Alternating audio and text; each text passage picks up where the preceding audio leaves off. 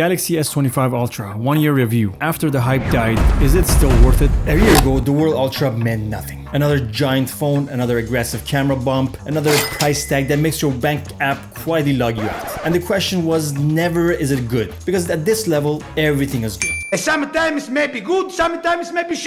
The real question was, a year later, when the hype is dead and nobody's defending their purchase, does this one still deserve pocket space? Because most phones are impressive for about a week, then they turn into furniture. You stop noticing them, and that can mean two things. Either it's boring because it's the average phone, or it's boring because it's so reliable it disappears into your life. After bouncing between a bunch of flagship this year, the phone I keep crawling back to voluntarily is still the Galaxy S25 Ultra. Here's the plan. Daily annoyances first, then battery, then cameras, then the real reason I keep coming back. And no, it's not perfect. Samsung still makes some stubborn choices. Some things feel still weirdly behind for a phone that's supposed to be the do-everything capable king. But as a daily phone, this thing has calm and unbothered energy. It doesn't scream, it doesn't beg, it just works. Quick reality check. Silver model, 256 gigs, and yes, I use a case. I don't live in an unboxing dimension when phones ever fall and gravity is optional. But every once in a while, I take the case off and yeah, naked. Oh my. After a year, the build has held up shockingly well. Frames still feel premium. Buttons still click, they mean it. It still feels solid. Design-wise, let's address the early drama. Remember the camera rings? They're glued on. They'll fall off.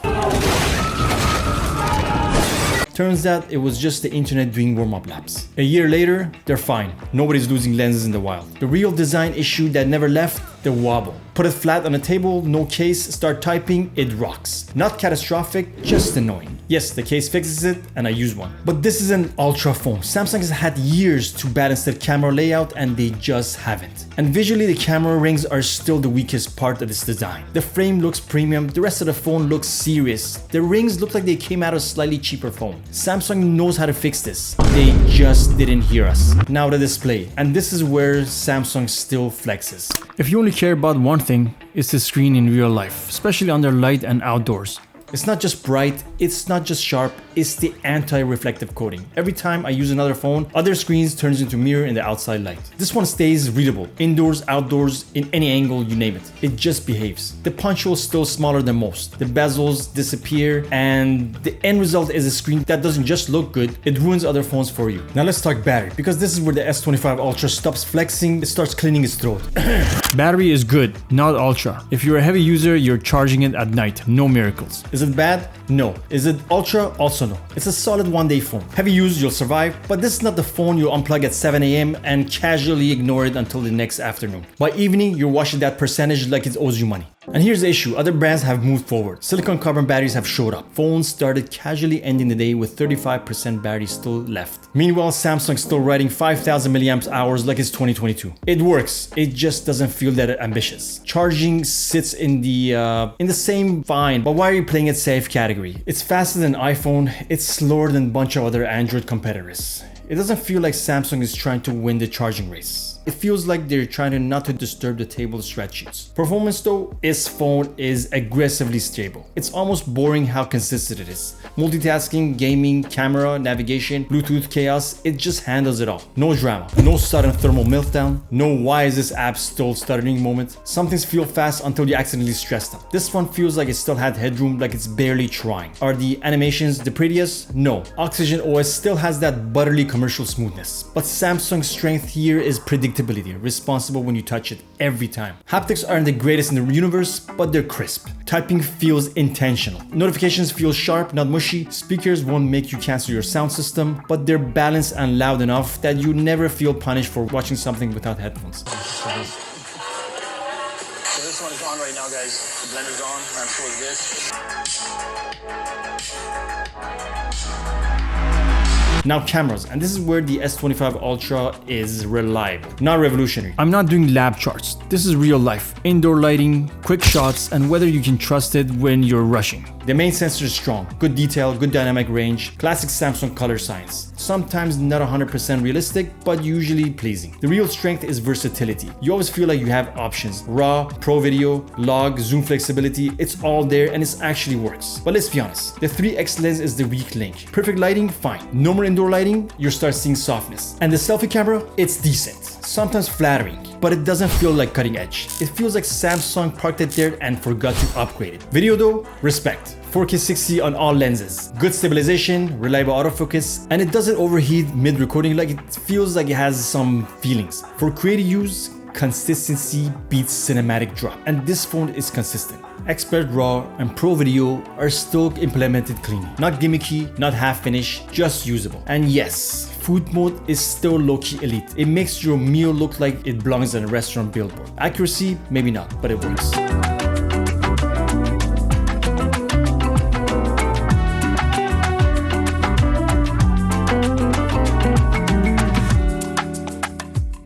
Security and basics. Ultrasonic fingerprint sensors, still top tier, fast, accurate, works even if your hands are not perfectly cooperating. Face unlock, in good lighting, fine. In low light, it's basically polite suggestion. I still default to fingerprint. Connectivity, transfer speeds, wireless performance, all strong. It feels like a proper flagship when the fundamentals are taken seriously. But here's one thing that starts to feel outdated once you experience it elsewhere. Magnetic charging ecosystem. Once you get used to snapping your phone on mounts and chargers effortlessly, coming back to something that doesn't integrate as cleanly feels behind.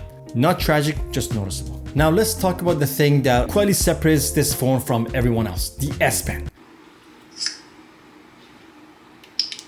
This is the difference. The S Pen makes it feel like a tool, not just another expensive slab. No, it didn't turn me into a Picasso. I'm not sketching blueprints in coffee shops, but the S Pen changed the personality of the phone. Lock screen notes alone are worth it. You pull it out, scribble the idea, shove it back in. No unliking, no opening apps, no mental gymnastics. It's a digital sticky note. It saves you from yourself. And once you start using it for your price selections, screenshots, quick diagram, or even circling something on your phone like this is a problem, you realize something. Other phones feel like powerful choices. This one feels like a tool. Tools age better than toys. Software is the real reason this phone keeps dragging me back. One UI has gone up a lot. There's a time when I tolerated it, now it's actually preferred. It's deep, it's customizable. It lets you bend the phone to your brain instead of forcing you to be someone else that designed it for you. Split screen and pop-up view is still miles ahead of iPhone in multitasking. And Dex, you don't use it every day, but the moment that you need it, you thank God that you have it. It's like having a backup laptop in your phone. There's still tiny polish hiccups. Occasionally an animation feels half a beat late. Sometimes reopening an app that's been sitting for a while feels slightly hesitant. It's not broken, it's just non-surgically smooth 100% of the time. But here's the thing, the depth outweighs the occasional rough edge. Let's talk about AI. Let's be real. Nobody's living in every AI feature, but the useful ones, they're actually useful. Transcript works, speaker detection is solid, summarize saves time, and photo object removal